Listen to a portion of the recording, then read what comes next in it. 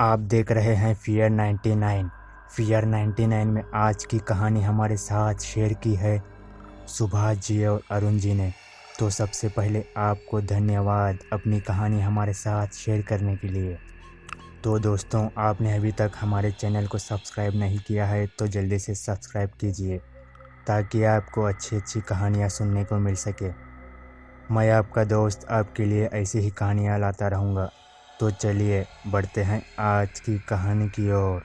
अरुण जी बताते हैं ये उस वक्त की बात है जब मेरे पापा सुभाष जी दिंडीगुल स्टेशन से मदुराई जा रहे थे। जब वो स्टेशन पहुंचे तो उन्हें पता चला कि ट्रेन तो रात के 2 बजे थी। जब मेरे पापा ने अपनी घड़ी में समय देखा तो अभी 11 ही बजे थे, जो कि उनकी ट्रेन को आने में काफ़ी वक्त था। मेरे पापा ने सोचा क्यों ना थोड़ा चहलकदमी करते हुए एक बीड़ी पी लिया जाए। तो मेरे पापा वही प्लेटफॉर्म नंबर 4 पर चहलकदमी करते हुए बीड़ी पीने का लुत्फ़ उठाने लगे। मेरे पापा ने सोचा क्यों ना एक कप चाय भी पी लिया जाए। यूँ तो इक्का दुक्का लोग ही स्टेशन पर नज़र आ रहे थे, मगर इसके बावजूद भी स्टेशन काफ़ी सुनसान लग रहा था। उतनी हलचल नहीं थी जितनी अमूमन की स्टेशन पर होती है। वैसे तो आमतौर पर दिंडीगुल स्टेशन पर हर वक्त भीड़ होती ही है। खैर, पापा को काफ़ी ढूंढने के बाद एक चाय वाला नज़र आया जो कि अपना पाँव घसीट कर चल रहा था। हैरत की बात तो यह थी कि मेरे पापा ने उस चाय वाले को ढूंढते हुए अपने प्लेटफॉर्म से काफ़ी दूर आ गए थे। मेरे पापा उस चाय वाले को ध्यान से देखने लगे।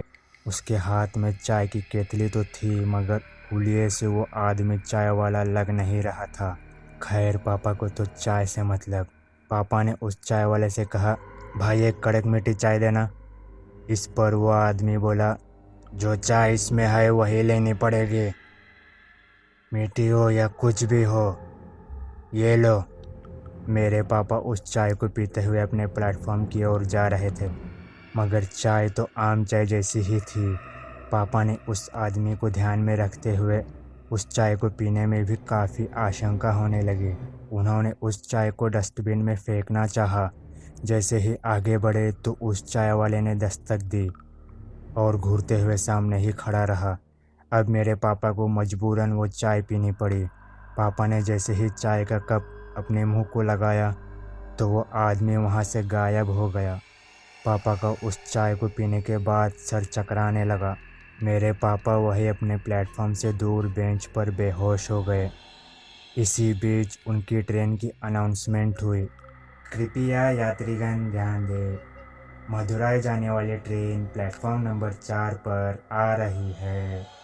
भला हो उस आदमी का जो पापा को बेहोशी से उठाकर बोला, भाई साहब आपकी ट्रेन का अनाउंसमेंट है। इतना कहकर वो आदमी हवा हो गया। खैर, यह सुनकर मेरे पापा एकदम से हड़बड़ाते हुए खड़े हुए और जैसे ही वो ट्रेन की ओर जाने के लिए बढ़े, किसी ने उनका हाथ पीछे से पकड़ लिया। फिर जब उन्होंने पीछे देखा तो वो ये देखकर हैरान रह गए कि पीछे तो कोई नहीं था और उनका हाथ हवा में पीछे की ओर खींचा जा रहा था, मानो किसी अंतरिक्ष शक्ति ने उनका हाथ पकड़ लिया हो। जैसे ही वो अपना हाथ छुड़ाने की नाकाम कोशिश करने लगे तो किसी गर्म उबलते हुए पतीले में उनका हाथ डाल दिया। पापा को थोड़ी सुगंध तो आ रही थी चाय की।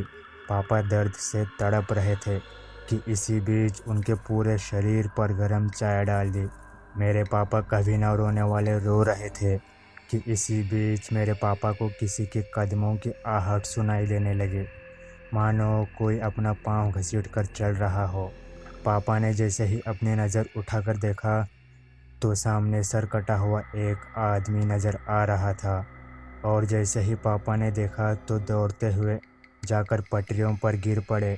सामने से ट्रेन आती देख पापा होश खो बैठे। जब आँख खुली तो वो उसी प्लेटफॉर्म के बेंच पर लेटे हुए काफ़ी भीड़ के बीच पाए। उसी स्टेशन मास्टर से पता चला कि कई साल पहले इस स्टेशन में एक चाय वाले की मौत हुई थी। वो चाय वाला पटरियां क्रॉस करके एक आदमी को चाय देने जा रहा था। ठीक उसी वक्त पटरियों के बीच पाँव के फंसने से उसकी मौत हो गई। तब से वो भूत बन के लोगों को चाय पिलाकर मार डालता है। कई लोगों को तो मौत के घाट उतार चुका है। उसमें से एक आदमी ने यह सीख ली थी कि भूत बनने के बाद लोगों को उस चाय वाले भूत से बचाता है। उसी आदमी ने पापा को बेहोशी से जगाया था और ट्रेन से भी बचाया। तो दोस्तों, ये थी आज की कहानी में बस इतना ही। मैं आपका दोस्त फिर मिलूँगा, तब तक के लिए goodbye and take care.